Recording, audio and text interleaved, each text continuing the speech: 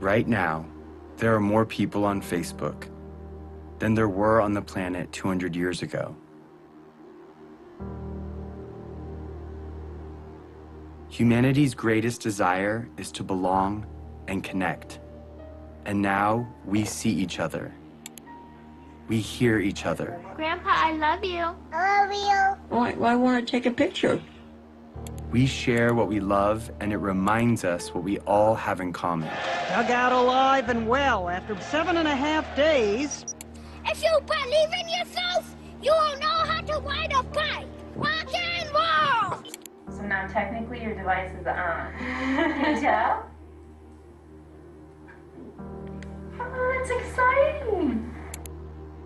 And this connection is changing the way the world works. Governments are trying to keep up.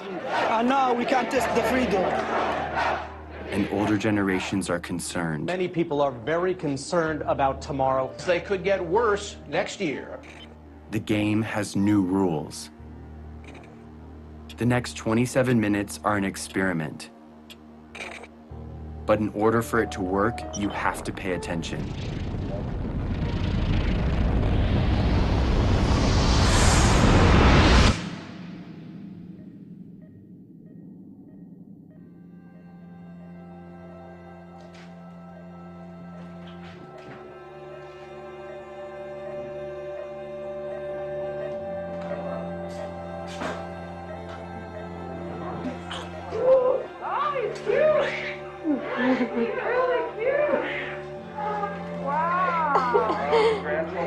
I can hear him. Every single person in the world started this way. He didn't choose where or when he was born. Yeah, he does. But because he's here, he matters. Yeah, we've been waiting for you. You made it. My name is Jason Russell, and this is my son, Gavin.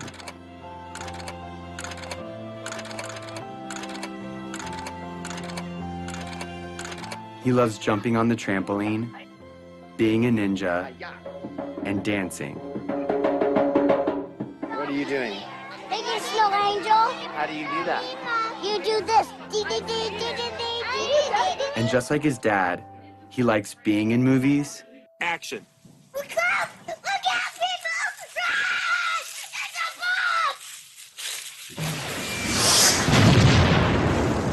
bomb! And making movies. Daddy, watch this. I think you got the video. But he was born into a pretty complicated world. And as a dad, I want him to grow up in a better world than I did. And because of the course of events in my life, I see a way to get there.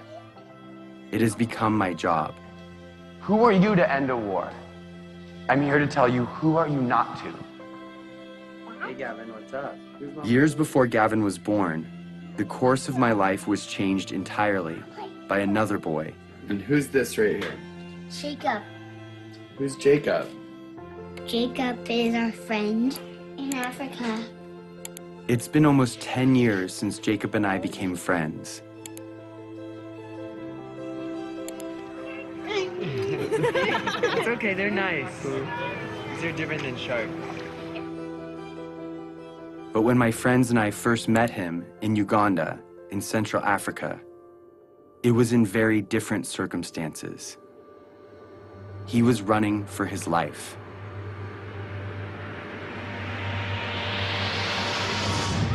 You go to school here. Yes, Yes, that's how you know English so well. I know. Yeah. How many nights have you stayed here?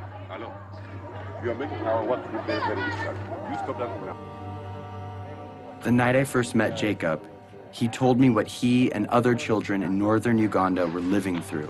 We worried the rebel when they raise us again, then they will kill us.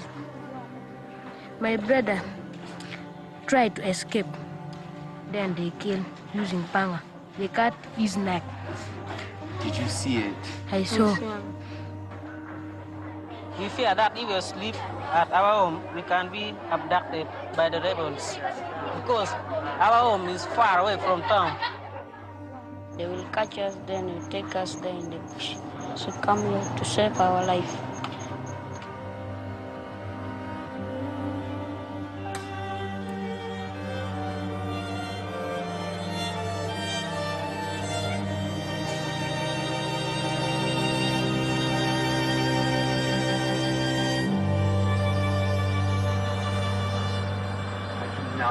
This is absurd. I cannot believe it.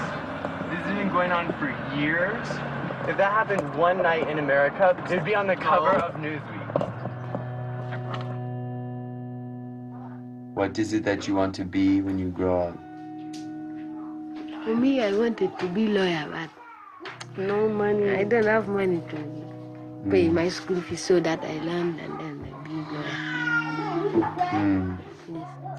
After spending a few weeks with Jacob, he told me something I would never forget. So it is better when you kill us. And if possible, you can kill us, you kill us. For us, we don't want now to stay. Because You don't want to stay on Earth. We are only two, no one taking care of us.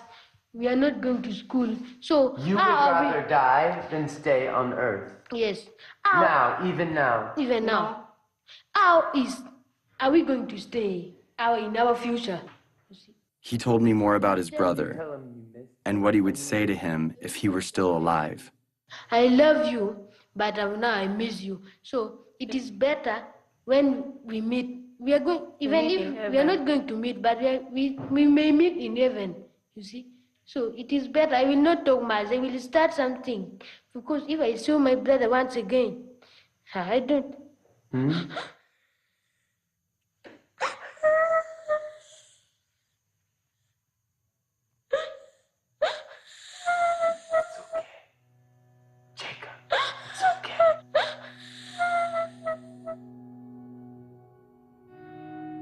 Everything in my heart told me to do something.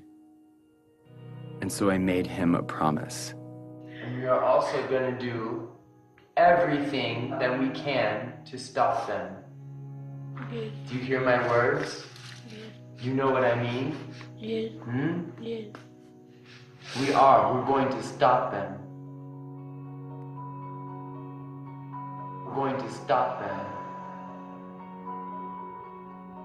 I made that promise to Jacob, not knowing what it would mean.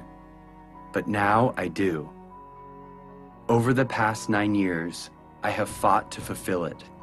And the fight has led me here, to this movie you're watching. Because that promise is not just about Jacob or me. It's also about you.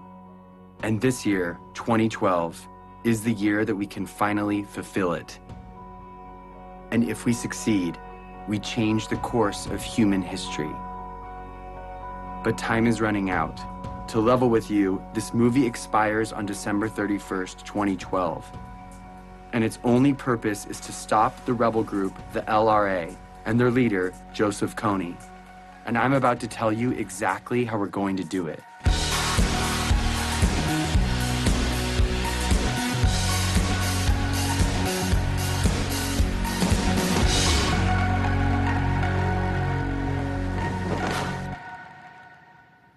So the thing is, my son Gavin I've never really explained to him what I do. He knows I work in Africa, but he doesn't know what the war's about or who Joseph Kony is. So I'm gonna explain it to him for the first time today. That's what we're doing. So Gav, are you ready? Yeah. I'm gonna ask you some questions, Okay. and you can just look at me and answer the questions to me. I'm kind of nervous. What do I do for a job? I stop the bad guys from being mean. Who are the bad guys? Do you know where Star Wars people. Star Wars people? Yeah. Those are the bad guys? Yeah. Can I tell you the bad guy's name? Yeah. This is the guy, Joseph Kony. He's the bad guy? Yeah. Who's this? Jacob. Joseph Kony, he has an army, okay? And what he does is he takes children from their parents and he gives them a gun to shoot, and he makes them shoot and kill other people. But they're not going to do what he says because they're nice guys, right? Yeah, they don't want to do what he says, but he forces them to do bad things. What do you think about that? Sad. I couldn't explain to Gavin the details of what Joseph Kony really does. Because the truth is, Kony abducts kids just like Gavin.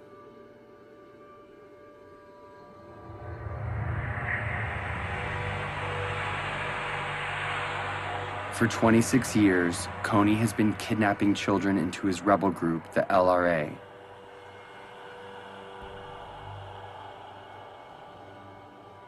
Turning the girls into sex slaves. And the boys into child soldiers. He makes them mutilate people's faces. And he forces them to kill their own parents. And this is not just a few children. It's been over 30,000 of them. And Jacob was one of those children.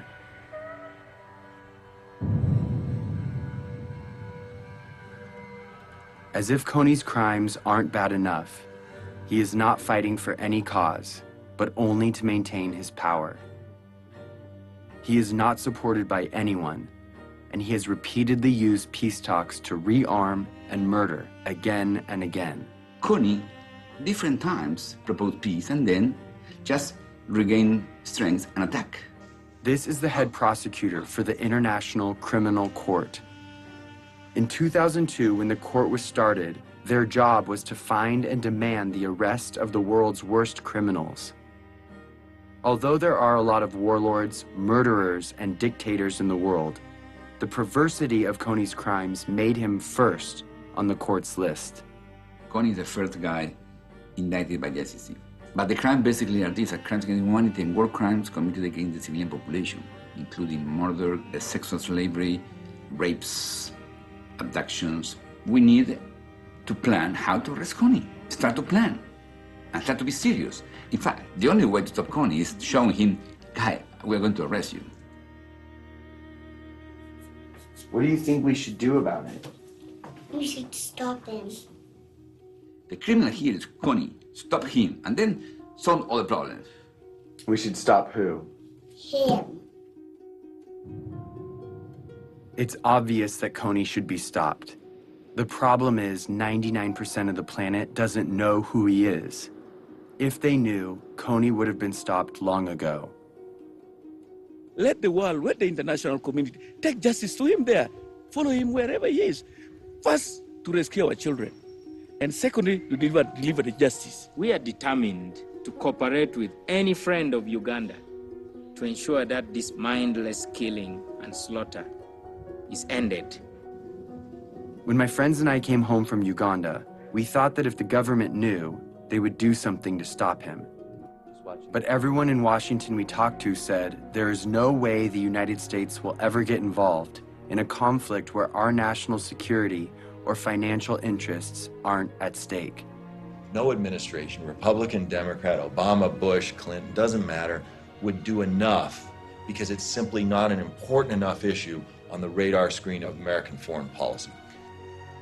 Since the government said it was impossible, we didn't know what else to do but tell everyone we could about Jacob and the invisible children. Let's show this movie to as many people as possible in such a way that we can't be ignored. And when we did, people were shocked, and their awareness turned into action. We started something, a community. I have friends that have been living in this conflict their entire life. Fight for that, because that is what is going to change this world, and that is what defines us. We got creative, and we got loud. It's not over! It's not over! And as the LRA began to move into other countries, Jacob, and other Ugandans came to the US to speak on behalf of all people suffering because of Kony. Even though Uganda was relatively safe, they felt compelled to tell the world that Kony was still out there and had to be stopped. I'm here so proud advocating for the people who are back at home. And this change we're going to make is going to last forever. We built a community around the idea that where you live shouldn't determine whether you live. We were committed to stop Kony and rebuild what he had destroyed. And because we couldn't wait for institutions or governments to step in, we did it ourselves, with our time, talent, and money.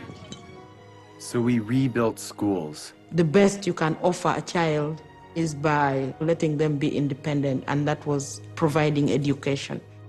We created jobs. I have seen the lives of those who have been hopeless. Now they have hope. And we built an early warning radio network on the front line of the war to protect villages from rebel attacks. To update real time what's happening on a war zone 8,000 miles away. All of this was funded by an army of young people who put their money toward their belief in the value of all human life. They gave a few dollars a month of what little they had to a program called Try, and proved that a bunch of littles could make a big difference. And as a result, the unseen became visible.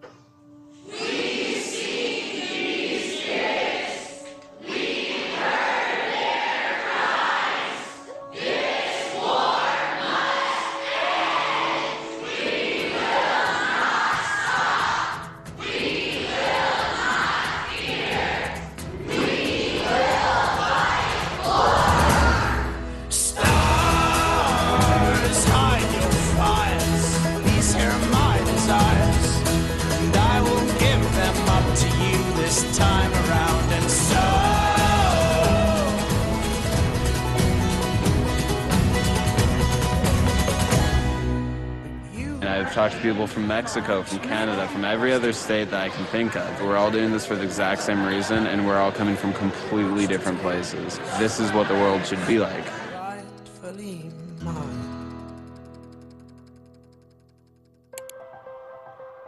So with hundreds of thousands of people with us, we went back to Washington, D.C., and we met with congressmen and senators, one by one, on both sides, Republicans, Democrats, and they all agreed with us.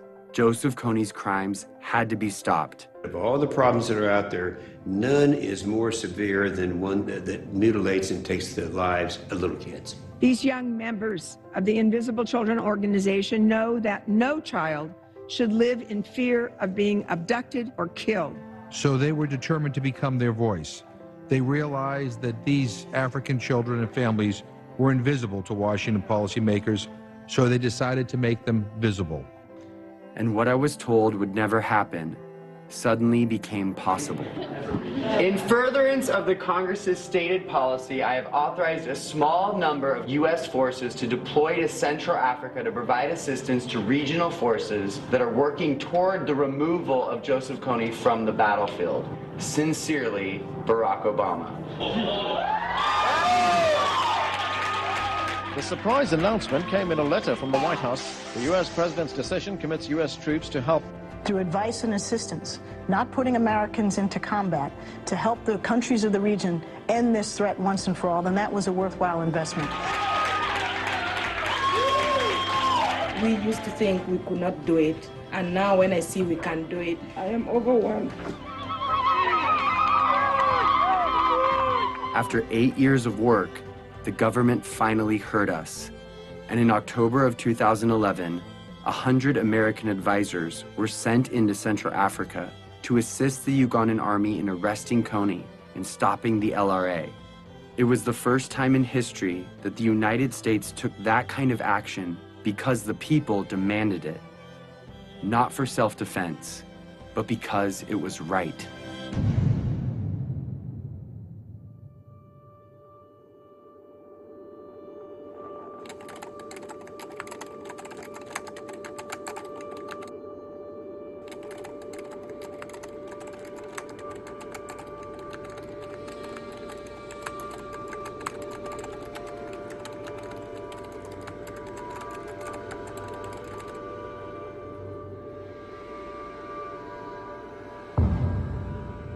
We've come so far, but Kony is still out there.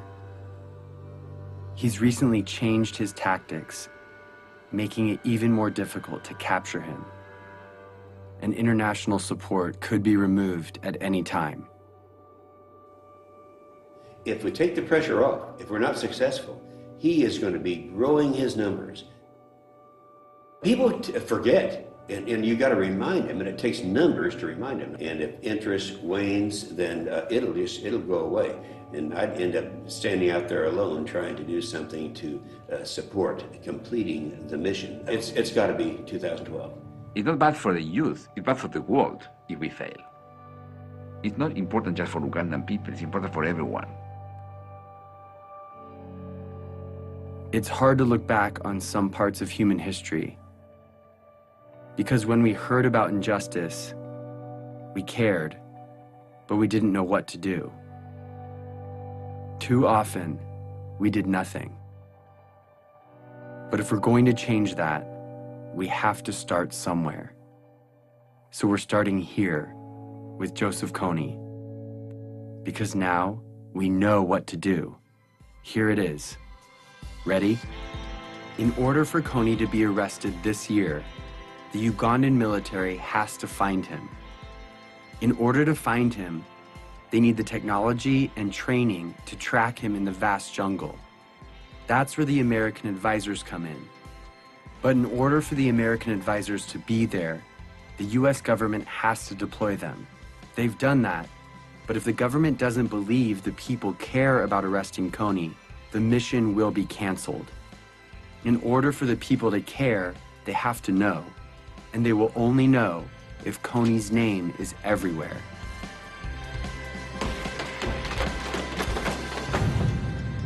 This is the dream.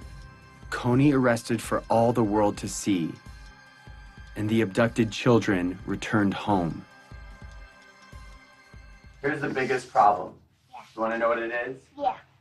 Nobody knows who he is. But I know who he is because I see him on this picture right now. He's not famous. He's invisible. Joseph Kony's invisible. Here is how we're going to make him visible. We are going to make Joseph Kony a household name, not to celebrate him, but to bring his crimes to the light. And we are starting this year, 2012. We are targeting 20 culture makers and 12 policymakers to use their power for good. Let's start with the 20 culture makers. Celebrities, athletes, and billionaires have a loud voice, and what they talk about spreads instantly. I'd like indicted war criminals to enjoy the same level of celebrity as me. That seems fair. That's our objective, is to just shine a light on it. If our goal is to get Kony's name known, the known should join us. We are targeting 20 of the most diverse and influential culture makers to speak out about Kony and make him famous. Oprah, Mark Zuckerberg, Ryan Seacrest, Bono. Then we're going after policymakers, the ones that have the authority to see Kony captured. They decide if the advisors stay or leave. So we need to remind them that in this election year of fighting and name-calling, no matter what side you're on, this is something we can all agree on. If a senator or congressman notices 25 phone calls on any issue, on any given day, it is noted. When citizens, by the hundreds of thousands, start demanding that our government do something, suddenly it becomes in the national interest of the United States government to respond to this problem. We've identified the 12 policymakers that could change the game regarding Kony, so we're targeting them. On our website, we've made it easy to write them directly, call them, meet with them, and get their attention. If my son were kidnapped and forced to kill, it would be all over the news. So we are making Kony world news by redefining the propaganda we see all day, every day, that dictates who and what we pay attention to. A lot of people feel powerless to communicate their ideas. They think that, okay, you know, I'm not a corporation, I don't own my own magazine or news station, I just don't have any say. But seeing what I've done, I think it's empowered a lot of people to realize that one individual can make an impact. And I actually want to demystify and say, here are these really simple tools, go out and rock it. And that's just what we intend to do. Our goal is to change the conversation of our culture and get people to ask, who is Joseph Kony? We have printed hundreds of thousands of posters, stickers, yard signs, and flyers that are right now, today, being put up in major cities all over the world. We have thousands of Kony 2012 bracelets that we want everyone to wear, this year only. Each bracelet has a unique ID number. Input that number and you enter the mission to make Kony famous. You can geotag your posters and track your impact in real time. Everything you need is in a box called the Action Kit. It has 2 bracelets, one for you and one to give away. And if you want to help fund our life-saving programs, donate a few dollars a month through Try, and you can have the Action Kit for free. Start making Kony famous today. But all of these efforts will culminate on one day, April 20th, when we cover the night. This is the day when we will meet at sundown and blanket every street in every city till the sun comes up. We will be smart and we will be thorough. The rest of the world will go to bed Friday night and wake up to hundreds of thousands of posters demanding justice on every corner.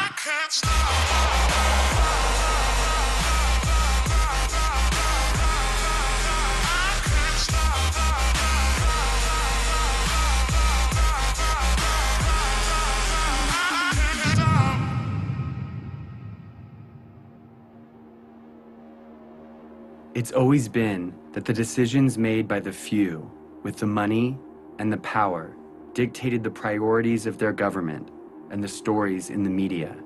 They determine the lives and the opportunities of their citizens. But now there is something bigger than that. The people of the world see each other and can protect each other. It's turning the system upside down, and it changes everything. We are living in a new world, Facebook world, in which 750 million people share ideas, not thinking in borders. It's a global community bigger than US. Joseph Kony was committing crimes for 20 years, and no one cared. We care. We have reached a crucial time in history where what we do or don't do right now will affect every generation to come. Arresting Joseph Kony will prove that the world we live in has new rules, that the technology that has brought our planet together is allowing us to respond to the problems of our friends. When it ends finally by bringing Kony justice, it should be celebrated like worldwide. We are not just studying human history, we are shaping it. At the end of my life, I want to say that the world we've left behind is one that Gavin can be proud of, a place that doesn't allow Joseph Konys and child soldiers, a place where children, no matter where they live, have a childhood free from fear. I'm gonna be like you, Dad. When you grow up? Yeah. Are you sure? I'm gonna come with you to Africa. The better world we want is coming. It's just waiting for us to stop at nothing.